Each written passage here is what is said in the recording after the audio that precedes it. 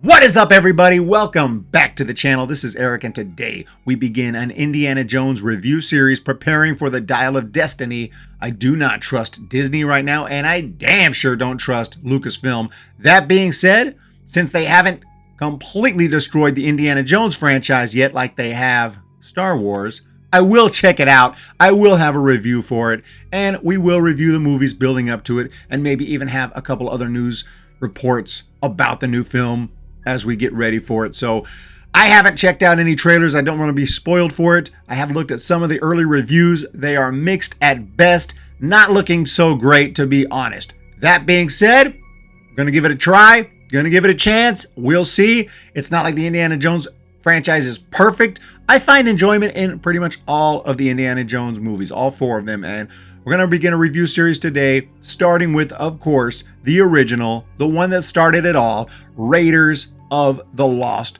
Ark. Now, when you look at who was involved in Raiders of the Lost Ark, from the director, one Steven Spielberg, from the imagination of one George Lucas, screenplay by Lawrence Kasdan, who also wrote The Empire Strikes Back, movie you might have heard of, Return of the Jedi, movie you might have heard of, music by John Williams. This is the dream team involved in this film, so it should come as no surprise that Raiders of the Lost Ark is really freaking good.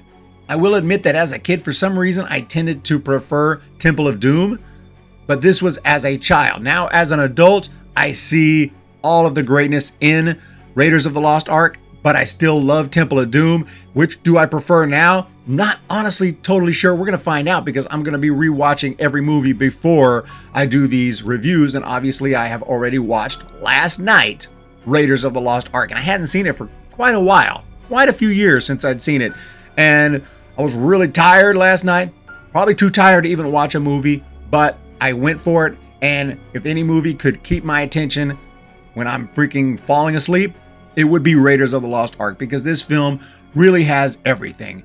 You have comedy, very funny, but timed well, not all the way throughout, but somehow doesn't commit the crime a lot of movies do nowadays, in my opinion, where you just cut into all the drama, cut into all the horror, and just kind of just neutralize all of that for a stupid joke that's usually not even funny. In this case, the jokes were actually hilarious for the most part and actually made sense within the movie. It's not like people are constantly telling jokes while they're, other than maybe Indiana Jones at times, because he's the man, he's tough, and he's been through all this before. And sometimes, okay, he can tell a joke during crazy situations, but for the most part, the humor is sometimes just somebody screaming because they're so horrified, and the way it's presented is just hilarious. But it actually makes sense within the movie why they would be screaming at that moment. So the movie has some good comedy. I'll get into some of that. We're going to kind of go through some of the scenes and everything here in a moment, and there will be some spoilers in this video. The comedy is pretty gold in this movie, and there's also massive horror elements. I mean, serious kills, blood, carnage, knives going through people, heads blowing up, faces melting. It's insane. It's crazy. When I looked at the back of the DVD yesterday and I said, PG? How the hell did this movie get PG? Okay, maybe PG-13 didn't exist at that time, but that's nuts that this movie is PG, because it has got some serious freaking horror elements. And I think what you would say the movie really is an adventure film.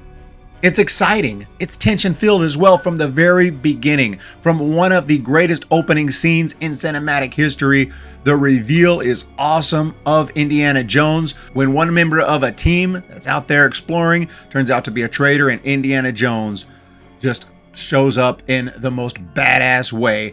And right from there, you like this guy. You're like, this guy's a badass motherfucker. You know, this is the man right here. You don't mess with this dude. And then when he's trying to steal that idol, going through and trying to avoid all these booby traps with the guy he's with at the time, Sapito, it's really edge of your seat stuff every time. It's so exciting. And when he finally gets there, and it's this a classic scene where he's trying to remove it and then replace it with the bag of sand. He thinks he's got it. Yes. And then the thing starts falling. Oh, shit. You know something crazy is about to go down. Sapito, of course, another traitor. And as soon as he takes off, says, adios, see you later, and leaves him there to die, leaves Indy to die. That guy ain't going to make it very far. He makes it about 2 steps before he gets annihilated. And in another just grotesque and gore-filled scene when he finds Sapito there and says, adios, Sapito. Classic moments right there, and just really sets up this movie. And right from the beginning, holy shit, dude, that was awesome. So really great opening scene. Can't even get into all the details, just not time to get into all the details, but it's just so well done, so well shot. And of course, the music is awesome, even though it's not always going on. They don't always just blare the John Williams music at all times. There's moments where there is no music. It's not like this, the Indiana Jones theme from the beginning of the movie. It waits for the right moment to really kick it hard. And sometimes it'll just give little flashes of it. And of course, there's other scores as well that John Williams composed besides just the main theme. And all of it is fantastic.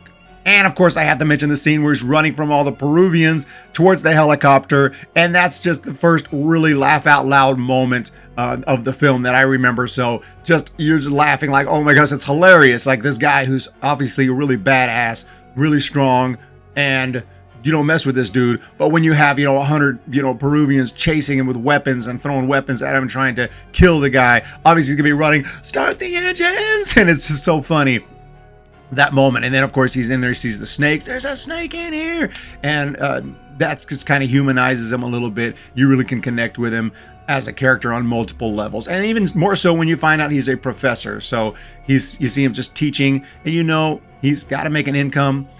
He needs a couple $1,000s, so the guy's not rich, because he's asking he needs a couple $1,000s to be able to go and continue his exploration. He's very passionate about archaeology. You learn very quickly from conversations that he's not really religious and doesn't believe in the supernatural or religion or anything like that. He learns about the possible location or existence of the ARK, and he wants to retrieve it. He wants it to be in a museum. I mean, he's all about recovering these items. He doesn't believe they're going to do anything supernatural or anything like that.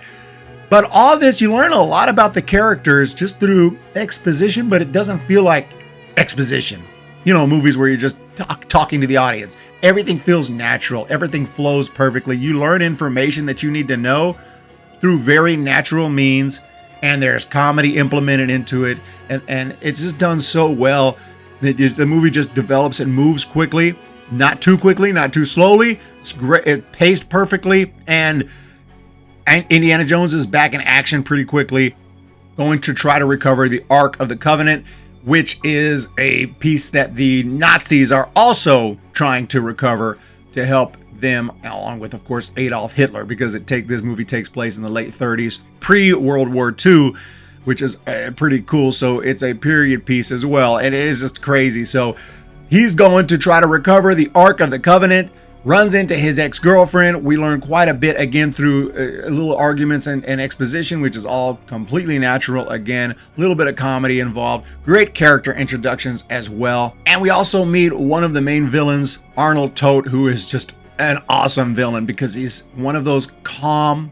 collected type villains who is freaking terrifying, and that is Arnold Tote. He doesn't have a ton of screen time, but the screen time he has, very effective when he shows up at the bar. Obviously, he's trying to get a medallion, same medallion that Indiana Jones was trying to get from Marion, who is the girl. So really just great introductions of Marion when in the drinking contest, a great introduction of Tote when he comes into the bar and is just sets the thing on fire, and it's just very intimidating, very scary. Some more action right here. This entire scene is action filled, and there's a little, again, the comedic moment, the comedy is just well timed, but there are little moments of comedy even when the action is going on. You get a little laugh, and it continues. It really doesn't cut into it too much, and it's the nature of the film. You can tell this is the film itself is a little bit of a comedy. It's going to have a little bit of a comedic flair throughout, but the action is still awesome, and it's still pretty exciting, and it really is. And it's just a movie that, again, has pretty much everything you want, including horror elements, which is just amazing that they were able to put all this into this movie. And it's no wonder that this film really kicked off this big franchise that to this day is releasing movies still with Harrison Ford in 2023, which is insane. And I want to give a shout out to Karen Allen as Marion. She is awesome. She's great in the movie. This is a very strong female character, but I thought that there was no such thing as strong female characters before the modern Disney fixed that problem. No, but it's always been strong female characters in movies. This is another one. She is very strong. She don't mess around, and she's fun to watch. And I love the scene a little bit later after she gets captured. It's one of the funnier scenes in the movie where Arnold Tote comes in with his assistant here, looking intimidating, looking like he is about to freaking get some information out of her, whatever it takes. And then they take out some weird looking device and it's kind of bending it and getting it ready. Like, oh my God, this is some crazy torture device. And then the guy, he hands it to his assistant. It's a clothes hanger, hangs his coat and gets ready. And the look of relief on her face and the guy with her at the time is hysterical. That's even the funnier part when you see them breathe a sigh of relief. You realize they were thinking the same thing that we were thinking, like, what the hell is that? Oh my God, this is going to be crazy. Oh, it's a clothes hanger. But Indiana Jones thinks that she's dead for a while in this movie. And that really adds to the emotions in him. And he is angry. He is pissed off. He is obviously depressed a little bit over it. But it really sends him to another level until he finds her alive. But as Indiana Jones continues the mission to get that Ark, we hear more and more stories about the power that it holds. It's not of this world. And the audience, gets curious. What the hell is going to happen when that Ark is opened? What is going to happen? Even Indiana Jones himself is curious about it. And later there's a great scene where he has to try to rescue Marion and has to threaten to blow up the Ark. But his enemies, they don't even believe it. Go ahead, we're going to do it. Because they know that he's not going to do it. There's no way, because he is too passionate about finding, these archaeological finds, not to mention that he wants to know what the hell's going to happen when that Ark gets opened, just as much as the enemy does, just as much as the audience does. And after a series of incredible fight scenes, chase scenes, car scenes, can't get into it all, not trying to make a super long review for this, but more just amazing drama, amazing action, amazing adventure, amazing comedy. All that, after a little while, we finally get to the climax, the scene where the Ark is opened. It's one of the most amazing, unforgettable moments, of course, in cinematic history, where Indy and Marion close their eyes. Don't look at what's about to happen. And everyone who, of course, is looking, all the Nazis, get just completely, literally obliterated, with heads blowing up, faces melting. I'm not saying the effects are holding up great to this day. It's kind of funny. As this movie is, you add a little comedic flair to some horrific moments and some great action. This movie pulls it off. Most movies can't pull it off. They ruin it when they try to make stuff funny. This movie, it really set the tone for the rest of the franchise, trying to emulate what this movie did successfully, which is, again, not a surprise when you look at who was involved in this movie.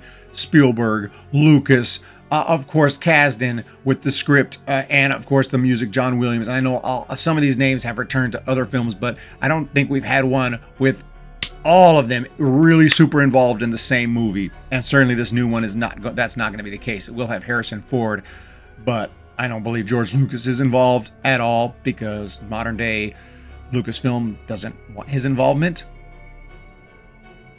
Yeah, real genius move there. It's not written by Kasdan, and it's certainly not going to be directed by Spielberg. So we'll find out with this new one. And I know, again, some of the other ones aren't that great. I'll have reviews for them, but this movie wraps up with Indy getting the Ark. He's hoping, of course, it'll be in a museum, but they end up just taking it to some big old warehouse, and the movie ends. And you hope that in the future, you're going to find out a little more about that Ark of the Covenant in that warehouse. And what was all that other stuff in the warehouse? What is all this other stuff? Well, we're going to find out soon enough, right? So overall, the movie is just really, really fun, really exciting. Again, a very adventure-filled movie. I personally wouldn't put it in my top 10 movies of all time, but I don't have any complaints, really. There's no major negatives to it. The only thing I could say is it looks a little bit dated in 1981. So, of course, some of the effects are going to look a little dated. Some of the visuals look a little dated.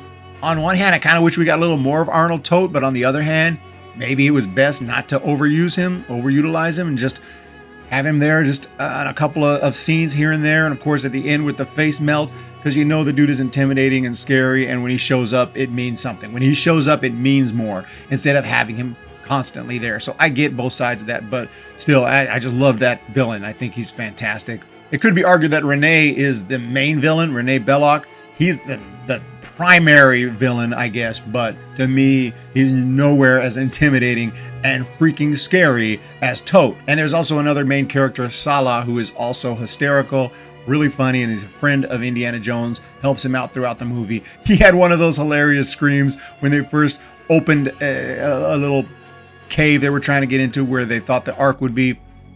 They open it up, and there's some monstrous thing looking up. It's not real, but when he first opens up and sees it, he's ah, and he's like, oh, and it's very realistic but very funny. You would probably scream. You open up, you see this thing looking at you. First thing you do is go, ah, you get a little scared for a second. So that was just another really funny moment in the movie. It's just filled with him. But Salah is a great sidekick, very funny. Also, the monkey, love the monkey in this movie. Although he has a very sad end, but his end kind of helps. The fact that the monkey died helped save Indiana Jones' life briefly. And again, that was another scene where Indiana Jones was, had the dates which were poisoned. We saw that happen, and it's tension filled because you see he's about to eat it.